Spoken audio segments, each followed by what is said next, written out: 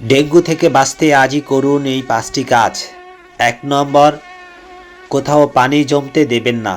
ফুলের টব, AC tray, ফ্রিজের নিচের ট্রে, পুরনো টায়ার সব খালি ও শুকনো রাখুন। সপ্তাহে অন্তত একদিন 10 মিনিট চেক করুন। নাম্বার 2, পানির পাত্র ঢেকে রাখুন। ড্রাম, ট্যাঙ্ক, বালতি শক্ত ঢাকনা দিয়ে বন্ধ রাখুন। ছাদের ড্রেন, নর্দমা পরিষ্কার রাখুন। নাম্বার 3, মশারি ও রিপেলেন্ট ব্যবহার করুন। দিনে রাতে মশারি ব্যবহার করুন। এডিস দিনে কামড়ায়।